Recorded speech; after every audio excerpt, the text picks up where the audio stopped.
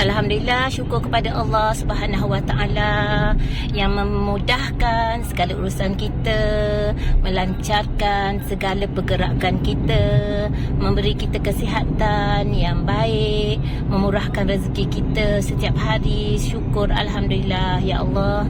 Setiap hari walaupun kita sakit, kita masih lagi juga mesti bersyukur Alhamdulillah kepada Allah Subhanahu Wa Taala, sebab kita sehat lagi lah tu. Ramai lagi orang yang lebih sakit daripada kita. Seteruk mana pun penyakit kita, syukurlah jika badan kita masih ada lagi roh, ada lagi nyawa. Selagi ada roh dan nyawa, maksudnya masih ada peluang untuk kita mengucap nama Allah, menyebut-nyebut nama Allah. Masih berpeluang lagi untuk kita bertaubat, melakukan ibadah dan insya-Allah melakukan segala amal soleh. Alhamdulillah, syukur.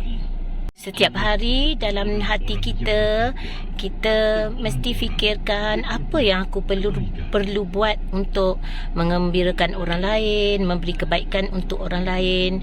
Kalau kita selalu mengharapkan orang memberi kebaikan kepada kita, ataupun kita mengharapkan benda-benda yang baik yang datang daripada manusia untuk kita, maksudnya kita salah lah tu. Kita salah. Sebab segala kebaikan tu kita mesti doakan ia datang daripada Allah, sebab Allah yang akan pegang hati manusia itu. Jika kita nak kemudahan tu daripada manusia, kita mengharaplah kepada Allah, sebab Allah yang pegang hati semua manusia ini, Allah yang melembutkan hati manusia ini, dan Allah lah yang membuka segala kemudahan untuk kita. Alhamdulillah, syukur kepada Allah sebab setiap hari Allah kurniakan kita nikmat. Sedangkan kadang-kala kita tidak sedar itu adalah nikmat, kecuali setelah Allah tarik daripada kita, barulah kita tahu, oh sebenarnya itu adalah nikmat Allah Subhanahu Wa Taala. Itu makanan yang dibeli di kantin. Sebelum mulakan kelas, semua pelajar diminta makan dahulu.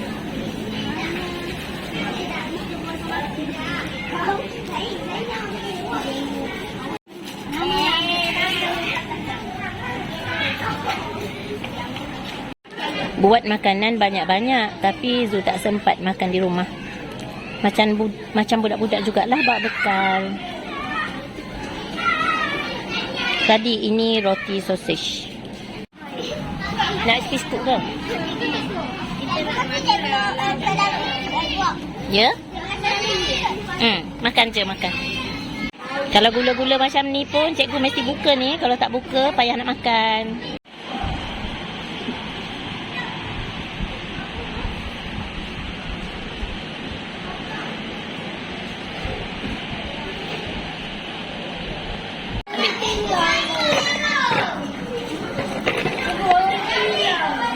Barang apa? Ya Allah, siapa ambil gam? Siapa pinjam? Alah, kawan kita bagi juga. Tu hak putih tu tak ada orang ambil ke? Siapa dah ambil lagi ni? Panggil Sikit. Sikit ambil lagi. Habiskan, siapa nak lagi ambil? Ambil. Ambil lah. Tak ambil lagi ke? Ambil. Ambil dah. Bagi kat ni. Ambil lah. Lepas tu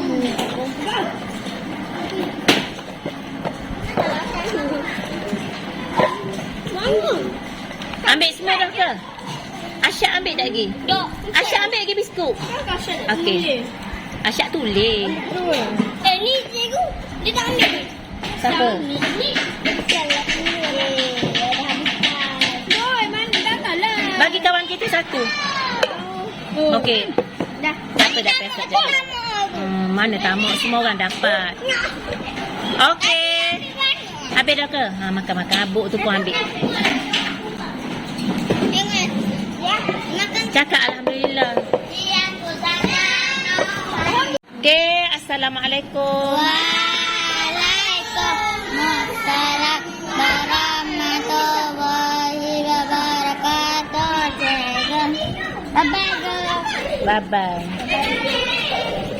Bye, cikgu. Bye-bye. Bye, cikgu. I love you. Bye-bye. I love you. Bye, cikgu. I love you. I love you too. Bye, cikgu. I love you. I love you. I love you. Di mana?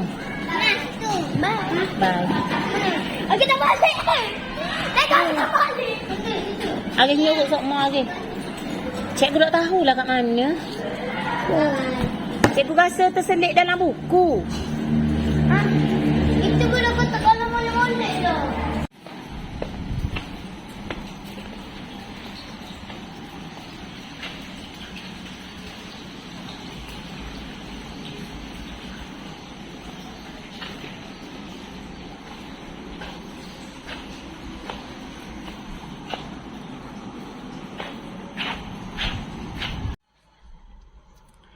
Dalam kehidupan kita ni,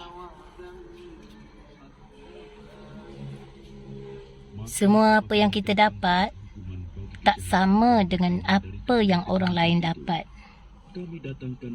Tidak, kehidupan kita ni tidak mengikut jadual sebagaimana yang kita belajar di sekolah atau dalam kehidupan. Contohnya, orang yang belajar bersungguh-sungguh masuk universiti, tak semestinya keluar daripada universiti itu dia dapat satu pekerjaan yang menjamin masa depan dia. Tak semuanya orang yang kurang bersungguh-sungguh itu kehidupannya susah di hari tua. Tapi kan, bila kita ajar budak-budak, kita ajar remaja ke, anak-anak ke, kita ajar dia supaya belajarlah bersungguh-sungguh, supaya masa depan tu cerah, nanti masuk universiti, dapat pekerjaan yang baik. Itu satu perkara biasalah. Memang itulah yang kita patut lakukan. Kan, takkan kita nak cakap tak apa, tak bersungguh pun masuk universiti tak semestinya dapat pekerjaan yang baik. Takkan kita nak cakap macam tu kan. Tapi itulah kehidupan yang tak tahu kita nak buat macam mana kan. Tapi yang satu aja yang kita mesti beri terap kepada jiwa anak-anak ni, jiwa budak-budak ni, jiwa pelajar, jiwa remaja. Yang nombor satu, jarang kita sebut. Yang pertama, mohonlah dulu dengan Allah Ta'ala. Ya Allah, ya Tuhanku, jadikanlah aku ni insan yang bertuah di dunia dan bertuah di akhirat. Jadikanlah aku ni insan yang dimurahkan rezeki, kehidupan di dunia dan diberi rahmat dan syafaat Nabi-Mu di akhirat. Jarang kita ajar macam tu kan. Kita ajar yang zahir nampak di mata kita. Kita ajar yang apa yang kau buat macam tu, kau dapat macam ni. Tapi kan, bila kita tengok apa yang berlaku hari ni, tak semua apa yang kita cakap tu dia jadi ikut jadual. Macam Zu cakap tadilah, okey, masuk universiti, keluar macam ni, dapat gaji banyak, semua macam ni. Tidak, itu semua salah. Jika Allah nak jadikan ramai, Allah jadikan orang yang biasa-biasa aja, kehidupannya senang di dunia. Dan yang kita mohon sekali ialah, yang paling kita mohon ialah supaya senang kehidupannya di akhirat. Jarang kita ajar, kita buka mata budak-budak macam tu kan. Jarang kan. Ada juga yang ajar macam tu, yang ajar supaya mendahulukan Allah. Bila kita ajar mendahulukan Allah, buat segala-galanya yang Allah suruh, yang belakang, yang di dunia ini, automatik dia ke depan, automatik akan dapat. Sebenarnya kebanyakannya macam itulah. Dan kita kena yakinlah macam tu. Sebab kita ni kan orang Islam. Semoga Allah merahmati kita. Semoga Allah memberi kebaikan ke dalam hidup kita. Dalam diri itu sekalipun banyak melakukan kesilapan. Dalam diri kita semua banyak melakukan kesilapan. Jadi bila kita berfikir tentang orang lain, kita fikirlah kebaikan tentang orang itu. Sebab kalau nak fikir keburukan, tunjuk pada diri sendiri. Diri sendiri banyak keburukannya. Semoga Allah mendorong hati kita menjadi orang yang baik, insan yang bertakwa, insya-Allah. Amin. Kehidupan ini banyak kesilapan. Semoga Allah memaafkan kita, insya-Allah. Amin. Dalam kelas tadi kan, biasalah setiap hari kalau kita ajar budak-budak, mesti ada dalam kelas tu yang rajin, yang malas, yang tak nak bawa, yang tak nak tulis, yang tak bawa buku. Semua tu alasan yang biasa. Ada budak yang jenis kalau kita belum tulis lagi, dia dah keluarkan buku, dah letak dah pensilnya atas buku. Ada budak yang kita dah siap dah tulis, dah terangkan sampai kita letih, tapi dia tak tulis-tulis, sampai nak balik pun tak tulis-tulis. Setiap hari macam tu, kita nasihatkan dia pun dia macam tu juga. Kita marah dia, marah nasihat lah, jangan marah-marah tu. Kalau marah-marah takutnya esok merajuk tak datang. Kita marahkan nasihat, macam tu. Kita pujuk dia elok-elok, dia tak buat juga. Macam tu esok lusa pun macam tu pun ada kan, macam-macam jenis budak. Tapi kalau yang macam yang tak nak tulis tu, tak nak tengok kita mengajar tu, kalau yang tak nak tengok mengajar, kita boleh bagi perhatian kat dia, suruh dia tengok, insya-Allah dia tengok. Masuk ke tak dalam kepala tak tahu, tapi dia tengok. Tapi kalau bab menulis, bab menulis tu, kalau yang min lam sin tu, kalau yang macam tu, dia memang payah nak suruh tulis. Sebaris pun tak tulis. Kadang-kadang tu satu huruf tu yang tulis. Tapi kan kalau kita kita pukul tak boleh. Kita pukul tak boleh budak-budak ni. Kalau kita kita marah-marah pun hingga kita stres, kita sakit, dia tak apa-apa, dia tak ada rasa apa. Dia rasa masa tu je macam dia macam takut, tapi dia tak tetap dengan dia tak tulis kan. Yang macam ni nak buat macam mana? Kalau Zu kan dah semua cikgu pun dia buat macam tu. Kalau Zu tak apa, Zu nak buat macam mana kan? Yang pastinya tengoklah kita ajar. Semoga Allah beri ingatan kat dia, apa yang kita ajar tu semoga masuk dalam minda dia, supaya dia ingat apa yang kita ajar. Supaya dalam ajar tu kita selitlah juga tentang kebaikan kehidupan kan, supaya dia ingat kata-kata kita tu, dia ingat. Tak boleh harap sangat pada tulisan dia. Tak apalah, nak buat macam mana kan. Dah dia tak nak, tak boleh. Dia tak nak, tak, entahlah.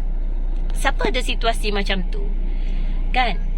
Takkan kita nak pukul dia, takkan hari-hari nak marah dia. Macam, yelah, nasihatkan boleh lah. Kalau macam kita hari-hari kita streskan diri untuk streskan dia, sebab dia dah min lam sim kan. Jadi nak buat macam mana kan. Semoga apa yang kita ajar tu, kita nasihatkan tu, dia ingat dah dalam minda dia tu.